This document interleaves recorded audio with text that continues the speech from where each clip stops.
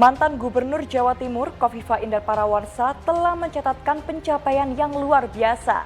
Dalam kurun waktu 5 tahun memimpin Jawa Timur, untuk kali pertama realisasi investasi Jatim melampaui target RPJMD dan menorehkan perolehan 145,1 triliun rupiah.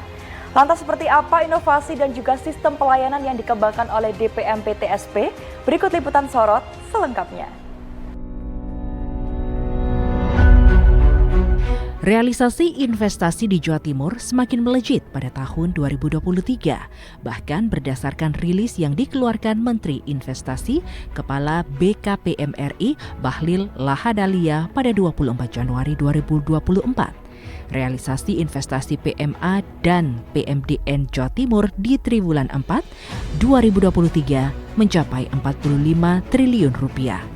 Sedangkan secara kumulatif, realisasi investasi Jatim periode Januari hingga Desember 2023 mencapai 145,1 triliun rupiah.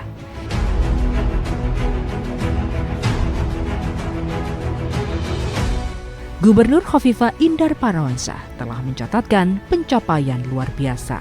Untuk pertama kalinya dalam 5 tahun terakhir, di tahun 2023, realisasi investasi Jatim melampaui target RPJMD, juga melampaui target capaian investasi nasional, yaitu mencapai 145,1 triliun rupiah.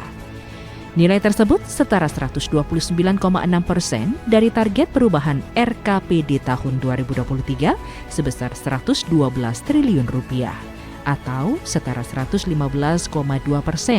dari target nasional yang ditetapkan Kementerian Investasi BKPM RI, yaitu 126 triliun rupiah. Ini menunjukkan bahwa semangat optimis Jatim bangkit melalui Nawa Bakti Satya, yaitu Jatim Kerja, Jawa Timur mampu mendongkrak investasi hingga tumbuh secara impresif dan membuktikan iklim investasi di Jawa Timur terjaga dengan baik, khususnya investasi hijau yang berkelanjutan.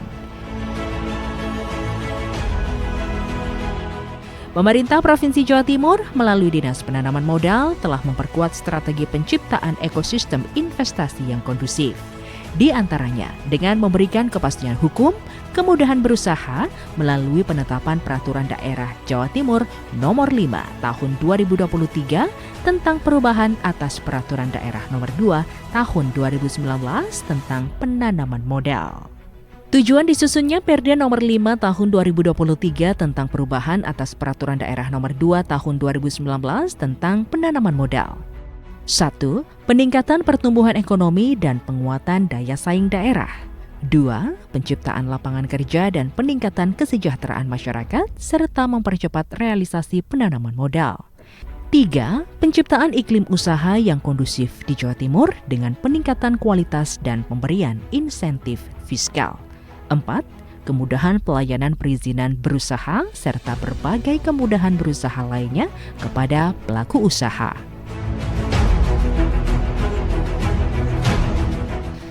Selain itu, Gubernur Jawa Timur juga membentuk tim percepatan pelaksanaan berusaha dan tim koordinasi pengawasan perizinan berusaha berbasis resiko yang beranggotakan perangkat daerah dan lembaga lintas sektor untuk memberikan fasilitasi pengawalan end-to-end, memastikan realisasi investasi pelaku usaha di Jawa Timur berjalan optimal, serta menyelesaikan secara cepat permasalahan dan hambatan the bottlenecking untuk sektor-sektor usaha yang terkendala perizinan berusaha. Kepala Dinas Penanaman Modal dan Pelayanan Terpadu Satu Pintu Provinsi Jawa Timur, DPMP TSP Jatim, Dia Wahyu Ermawati, menyampaikan capaian realisasi investasi tahun 2023 secara year on year meningkat 31,5% dari tahun 2022. Peningkatan terjadi pada realisasi penanaman modal asing atau PMA yang mencapai 56,3%. Sementara untuk penanaman modal dalam negeri atau PMDN mencapai 14,7%. Fenomena yang sama juga terlihat pada data triwulan realisasi investasi periode Oktober hingga Desember 2023, triwulan 4 2023 yang mencapai 45 triliun rupiah atau meningkat sebesar 45,6%, YoY dan 15,7% Key-to-Key. Nilai tersebut setara 129,6% dari target perubahan RKPD tahun 2023 sebesar 112 triliun rupiah atau setara 115,2% dari target nasional 126 triliun rupiah. Realisasi investasi tahun ini menyerap tenaga kerja sebanyak 236.769 orang dengan rincian 1.284 tenaga kerja asing dan 235.485 orang tenaga kerja Indonesia. Dia menjelaskan kontribusi PMA dan PMDN dalam realisasi investasi Jatim tahun 2023 berturut-turut sebesar 48,4% dan 51,6%. Persentase itu setara dengan 70,2 triliun rupiah realisasi PMA dan 74,9 triliun rupiah realisasi PMDN. Berdasarkan data ini, perlahan-lahan gap antar realisasi PMA dan PMDN semakin menipis. Ya, jadi kita telah melakukan berbagai macam webinar dan bisnis one-on-one meeting. Kemudian kita melakukan fasilitasi kepada para pengusaha atau investor. Dalam hal ini tujuannya adalah memberikan layanan paripurna karena itu adalah salah satu insentif yang diberikan pemerintah Provinsi Jawa Timur dalam memberikan layanan kepada calon investor. Webinar dilakukan beberapa kali dan ini kita namai webinar series ke beberapa negara. Tentu saja ini sangat penting karena apabila kita melakukan kunjungan ke mancanegara, maka kita memiliki peluang bahwa para pengusaha tadi telah kita berikan informasi detail tentang iPro yang telah kita miliki. iPro Investment Project Ready to Offer.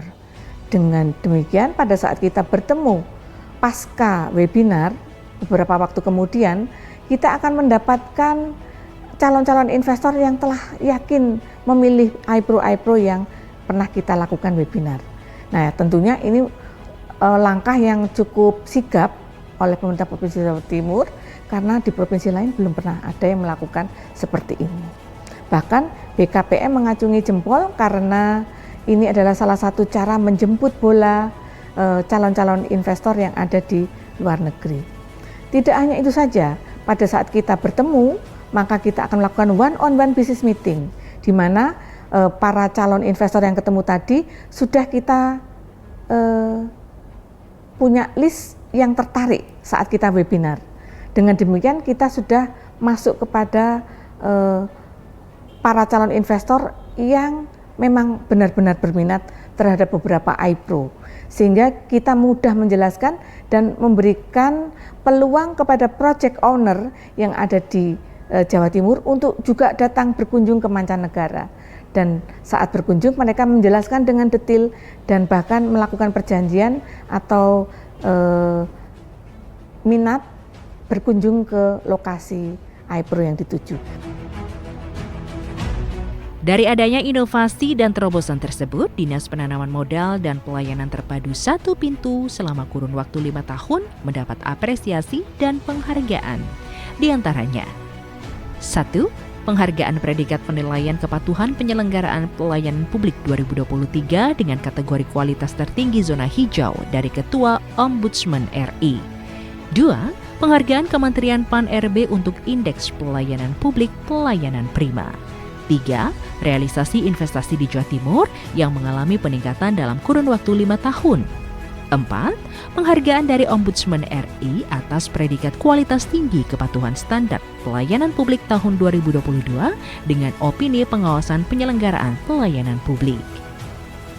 Alhamdulillah tahun ini Jawa Timur meraih suatu prestasi telah melampaui target yang dicanangkan oleh nasional untuk Jawa Timur. Target nasional untuk Jawa Timur sebesar 126 triliun, ya. Kali ini Jawa Timur telah melampauinya dengan besaran sekitar 141, sekian triliun. Artinya capaian target dari nasional telah melampaui ya sekitar 115% dari total target realisasi yang dicanangkan oleh pusat. Tentu saja ini juga melampaui target-target RPJMD yang tahun ini ditetapkan 112 triliun. Dengan capaian 145 triliun, maka Jawa Timur telah melampaui target RPJMD sekitar hampir 120% lebih untuk tahun 2023.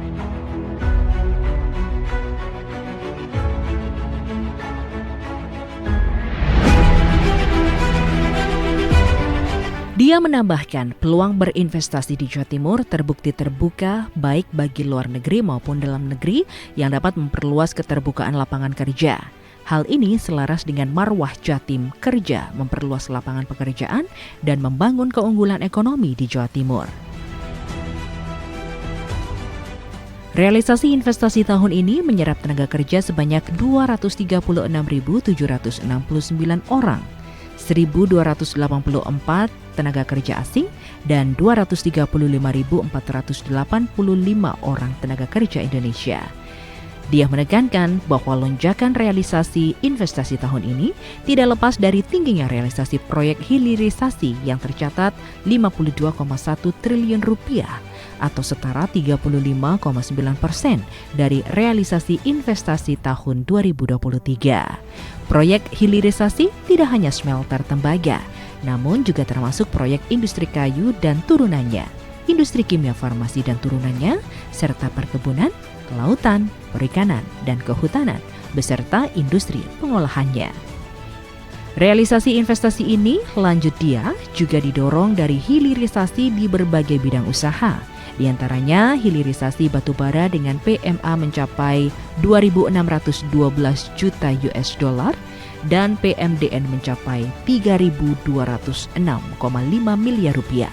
Hilirisasi minyak bumi dan gas alam dengan PMA mencapai 29,4 juta US dollar. PMDN mencapai 2.661,8 miliar rupiah. Juga hilirisasi perkebunan, kelautan, perikanan dan kehutanan atau PKPK dengan PMA mencapai 159,4 juta US dollar dan PMDN mencapai 4.667,2 miliar rupiah. Dia menuturkan, hilirisasi yang terus didorong karena ini sesungguhnya sudah inline dengan kebijakan dari pemerintah pusat dan realisasi sektor hilirisasi mencapai 35,9% dari total realisasi tahun 2023.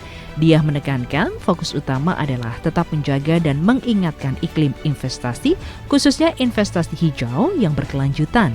Selain itu juga dengan mengedepankan penggalian potensi investasi sesuai arahan Kementerian Investasi berkaitan dengan peta jalan hilirisasi investasi strategis hingga tahun 2040.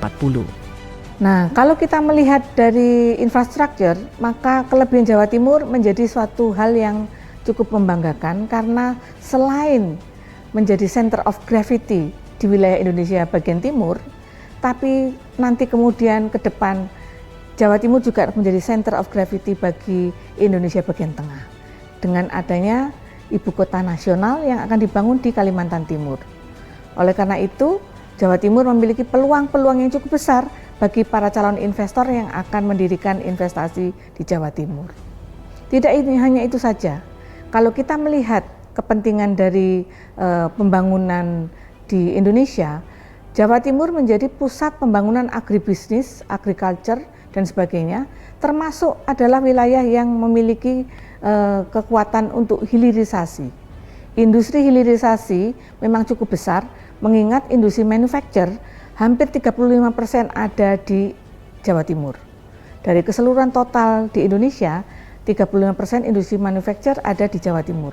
Hal ini cukup membanggakan karena di samping ketersediaan bahan baku yang cukup besar di Jawa Timur, maka industri manufacture menunjang akan adanya industri hilirisasi yang ada di Jawa Timur.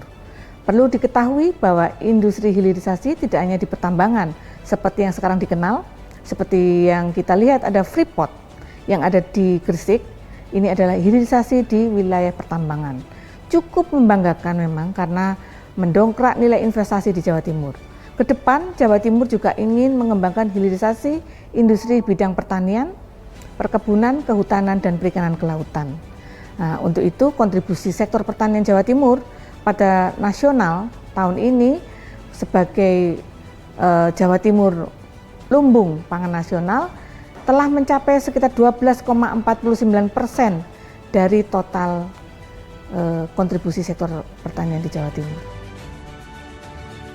Diharapkan berbagai upaya yang terus dilakukan seperti digitalisasi layanan perizinan dan informasi, potensi investasi dapat meningkatkan iklim berinvestasi di Jawa Timur dan menjadikan Jawa Timur sebagai primadona investor dalam menanamkan modalnya.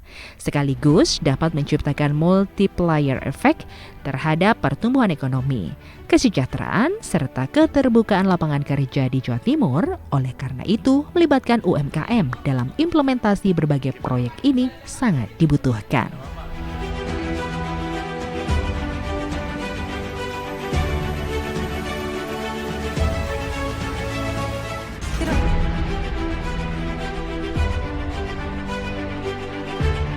Sebuah terobosan dan inovasi yang dikembangkan dan mendapatkan hasil yang maksimal pasti ditunjang oleh kinerja dan juga kedisiplinan serta kemampuan dari para ASN di bidang pelayanan DPMPTSP Provinsi Jawa Timur.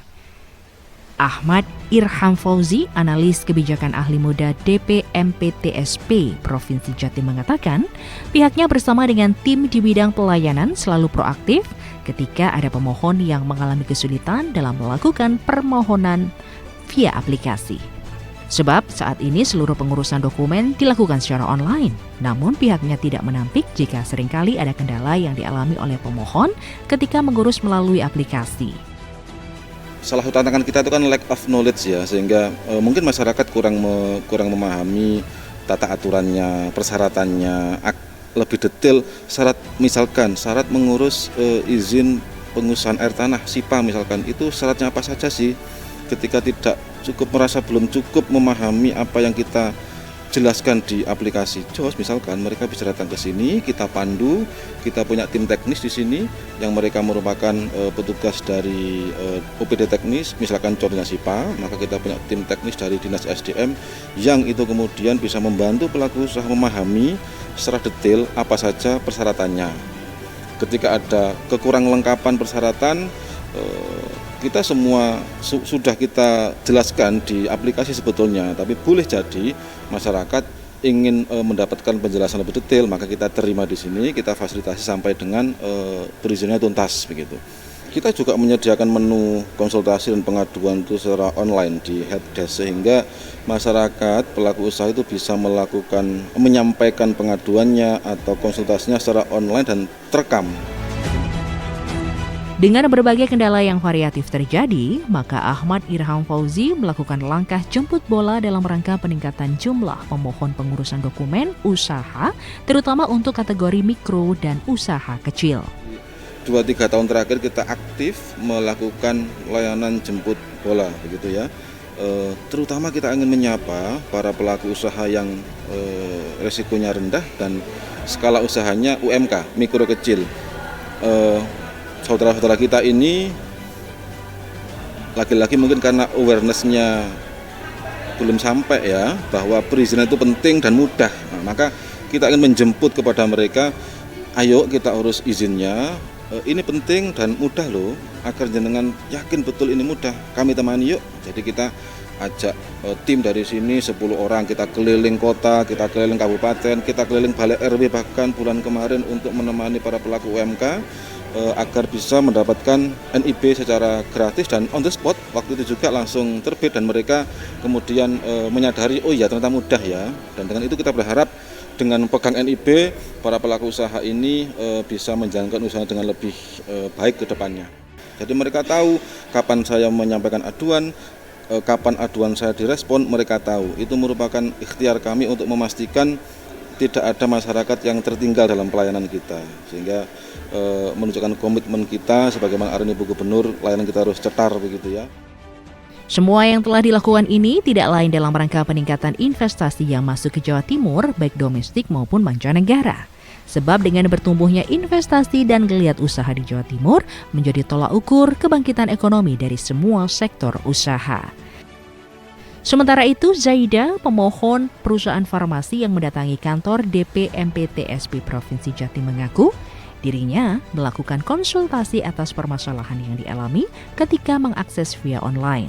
Sebenarnya, secara umum perusahaan farmasi tempatnya bekerja merupakan mitra yang patuh dalam hal kelengkapan dokumen. Saat ini saya sedang mengurus untuk perizinan perubahan alamat, tetapi masih ada beberapa hal yang masih belum saya mengerti karena OSS kan kami bisa mandiri ya untuk melihat di sistem kami. Kami memang membutuhkan untuk konsultasi agar perizinan kami bisa lebih cepat, itu aja. Sejauh ini saya sangat diterima dengan baik, juga direspon dengan sangat baik.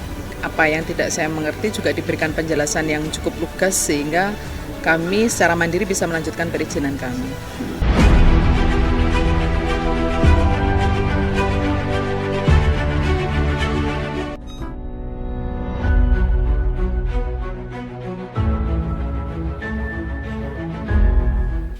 Harapan besar masih sangat terbuka lebar bagi investor yang ingin menanamkan modal di Jawa Timur. Karena berbagai potensi yang dimiliki oleh Jawa Timur baik di bidang agribisnis dan juga manufaktur sangat luar biasa. Kepala DPMP TSP Provinsi Jatim, Dia Wahyu Ermawati, terus menghimbau kepada para investor untuk tidak ragu menanamkan modalnya di Jawa Timur. Saat trust itu didapatkan dan itu akan menjadi word of mouth, jadi tular menular, itu menjadi salah satu kunci Jawa Timur untuk menjaga ketertarikan minat investor ke Jawa Timur, bahkan menjaga para investor yang ada di Jawa Timur saat ini. Itu adalah hal yang paling utama. Tidak hanya menjaga trust, maka kita juga harus ingin membuat primadona investasi akan melirik ke wilayah Jawa Timur. Lalu bagaimana caranya? Maka hal-hal yang tadi saya jelaskan, bagaimana kita melayani para investor, memberikan layanan paripurna, mengantar, memberikan bantuan teknis, bahkan kita tidak segan-segan untuk melakukan webinar ataupun pertemuan untuk melayani mereka. Dan tentu saja kita melayani dengan sepenuh hati dan tentu saja kita menjaga kepercayaan. Kenapa, Bapak Ibu sekalian? Karena kalau kita menjaga kepercayaan mereka, maka multiplier effect akan terjadi di Jawa Timur. Tidak hanya UMKM yang akan terdampak, tapi juga banyak sekali kegiatan wisata, kemudian pertumbuhan ekonomi, sehingga akan meluaskan keterbukaan lapangan kerja dan akibatnya terakhir adalah kesejahteraan masyarakat Jawa Timur yang meningkat. Hal ini sejalan dengan apa yang telah kita jaga saat ini, sesuai pesan Ibu Gubernur Khofifah dan Bapak Emil Elistianto Dardak bahwa peringkat investasi atau investment grade of investment perlu kita jaga dan kita tingkatkan.